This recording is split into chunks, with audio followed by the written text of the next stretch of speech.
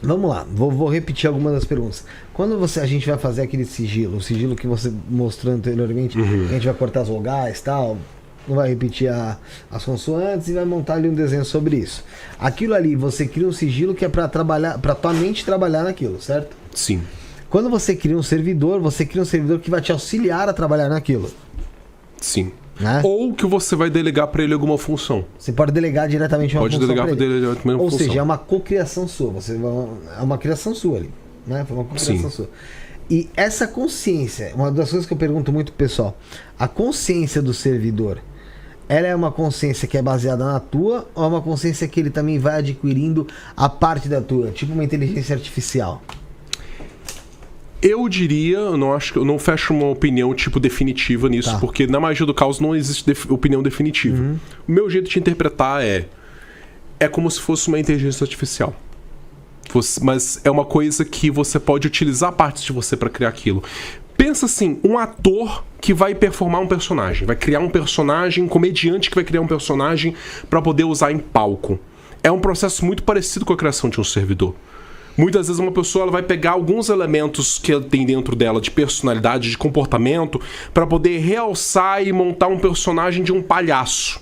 Palhaço que é debochado, que é todo escrachado. Só que ela vai pegar as próprias características e intensificar para poder criar aquele personagem, para poder trazer dentro de palco.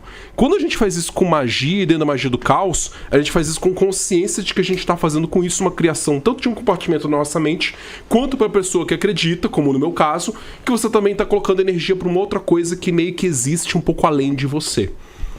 Então tem essa forma de pensar. É como se fosse uma coisa que você tira de si para poder trazer para essa consciência. Ou você pode pensar numa coisa que você está tentando construir de maneira totalmente externa. E nesse caso é mais interessante você se basear em algo que você conheça que já existe. Que você cria uma versão servidor daquilo que você conhece como algo que já existe.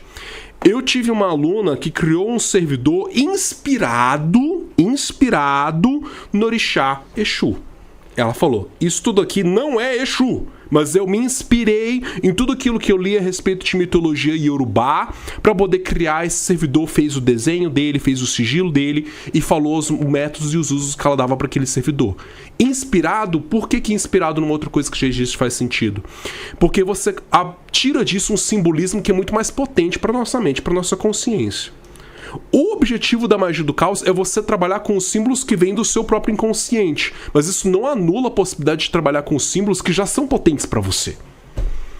E aí eu tenho alguns símbolos, tenho algumas coisas que são potentes para mim, outras não são. Se eu utilizar do panteão iorubá para poder fazer alguma coisa mágica, isso tem simbolismo, tem potência para mim, porque eu tive a vivência do contato com essas energias.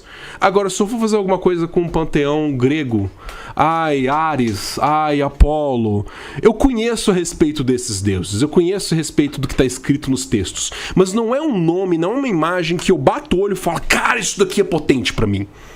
Não é chamar o nome de Ares e eu, nossa, que nome poderoso, nome forte. Se eu chamo Yansan, esse nome tem mais poder. Se eu chamo Ogum, esse nome tem mais poder pra mim no meu próprio consciente pessoal. Então aí essas pessoas acabam se baseando naquilo que ela tem de jornada simbólica, que é potente pra ela e se inspira naquilo pra poder criar um servidor que não tá necessariamente tirando característica dela. Ela tá tirando das características que ela atribui pra aquela força espiritual. E existe perigo nisso?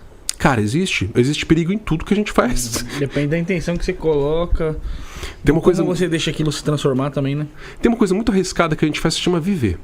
Sim. Porque implica no maior risco que existe do mundo, que é morrer. É o que eu falo. Outro dia, só porque eu tava lá às 7 horas da manhã tomando uma coquinha gelada, a senhora chegou e falou, nossa, a Coca-Cola faz mal. Falei, faz mal acordar todo dia, mas perto da morte, senhora. Falei, é o que acontece. Boa. A senhora tá mais próxima que eu. Não ia ser desse jeito, né? Mas. Porra, mano. Mas eu vou falar de um risco mais amplo sobre magia. Fala sobre na parte sobre da magia. Fiz a brincadeira, mas... Cara, a magia vai te colocar, se você levar ela a sério, em contato com coisas que você não conhece sobre você. Os maiores demônios externos que a gente encontra são aqueles demônios que têm força exterior, porque eles já estão dentro de nós em muitos sentidos.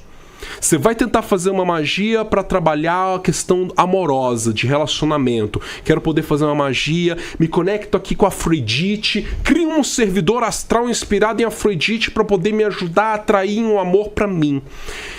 E nesse processo você começa a atrair pra si, energética e magisticamente, coisas que você não estava consciente do que você mesmo manifesta e cria a respeito da questão amorosa. Então, às vezes, a pessoa traz ali a Afrodite pra trazer amor, mas ela mesma tem um jeito meio tóxico de amar. Ela mesma tem um jeito de amar que ela bodeia da pessoa, enjoa da pessoa e começa a ser agressiva com a pessoa sem perceber e sem ter consciência disso. E isso pode se atrelar com uma coisa que vem de externamente. Aí é o caso, né, do espírito ruim, do obsessor. Mas essas coisas externas só têm poder e só têm risco sobre a pessoa porque primeiro tá dentro dela que ela não tem consciência disso. As pessoas têm muito medo de servidor mágico astral, do tipo, ai, mas se eu criar uma coisa que eu mesmo criei, eu posso criar errado e pode dar errado. Mas, cara, isso é um risco que a gente tem com tudo que a gente faz com magia. Principalmente porque a gente tá usando magia pra também se conhecer. Então, cara, coisa vai dar errado. Eu já fiz servidor que eu tive que desfazer depois. Eu já tive um servidor lá em 2013, quando eu morei em Araraquara, que eu criei um servidor chamado Paul, inspirado no Paul McCartney. E ele era, a base material dele, que às vezes a gente cria também a base material, era um ovinho que eu criei com arroz dentro, pra poder ser um ovinho daqueles de ritmo. Tipo chocalho. Tipo chocalho. E aí eu usava o Paul, me inspirava, né, em trabalhar ali, em chamar o Paul pra perto de mim quando eu tava compondo alguma coisa no violão. E aí eu me imaginava conversando com o ovo, sendo servidor, falando assim, pô, esse arranjo aqui, o que você acha? E eu escutava a resposta dele na minha cabeça, na minha consciência. Pô, não ficou maneiro. Tenta assim, pô, aqui ficou maneiro, valeu, pô. Então eu acendi a vela pra ele, o resultado que eu tinha com ele era ele me ajudar a fazer composições no violão, fazer música, compor música. Só que aí teve uma época que eu deixei esse ovinho, esse servidor na minha casa. E criou o John. O John Lennon da história. Eu deixei ele na minha casa, na minha kitnet em Araraquara, e precisei viajar pra visitar minha família em Vitória, do Espírito Santo. E eu tinha um amigo meu, um parceiro muito brother meu lá em Araraquara. Eu ia ficar mais de um mês fora, né, de Araraquara. Eu não podia levar aquele ovo frágil junto comigo. Então eu dei a chave pro meu amigo e falei assim, cara, você quer ter um lugar pra sair, pra não ficar na casa dos seus pais, pra poder ficar de boa? Até deixei ele levar uma namorada dele na época, eu deixei ele levar uma namorada. Falei assim, só troca os lençóis depois, por favor, e limpa os lençóis. Ou não me avise. Aí o que rolou? Ele começou a conversar com o Paul. Ele começou a acender vela pro Paul e bater papo com o Paul. Mas ele já sabia que você fazia tudo Acaba isso? Acaba que não levou ninguém. Só ficava ele e o Paul lá. Não, ele até levou, mas aí ele falou que tinha vezes que ele ia pra lá só pra poder não ficar em casa com os pais dele, pra poder ficar pensando, pra deitar no colchão e ficar refletindo sobre a vida. E acabava que ele batia papo com o Paul, porque ele sabia que eu mexia com magia, já tinha ensinado coisas de magia do caos pra ele. Caralho. Quando eu voltei de viagem, eu olhei pro Paul, eu senti uma energia dura, cara, densa, pesada. O cara já virou amigo do meu outro amigo. Ixi, e aí eu já esqueci de você. Ele tá puto comigo, cara. Eu tive que me desfazer do servidor depois por causa disso. Tá vendo? Se fosse um cachorro, seria fiel. Mas como você se desfez desse servidor? Cara, é um rito de destruição mesmo. É um rito de você meio que pegar a energia, né? Porque eu trabalho com vibrações com energia, acredito nisso. Eu primeiro me sensibilizo, sinto energia, vejo aquele bolsão energético.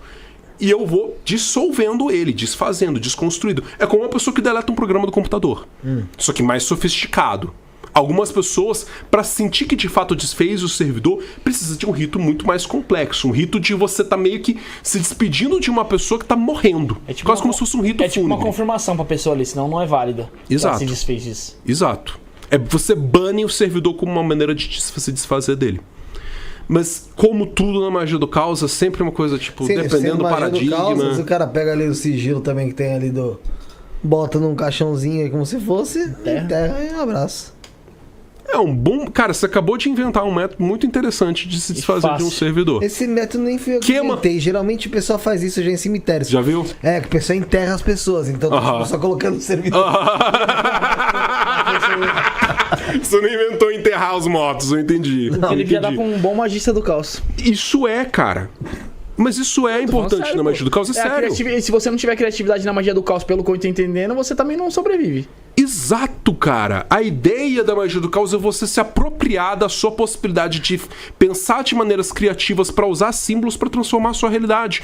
E aí pensar nesse método é um jeito criativo de pensar numa ação mágica. Ah, mas em qual grimório que tem isso? De qual tradição você tá se valendo para usar? A tradição do símbolo que tem significado para mim e que é potente na minha realidade.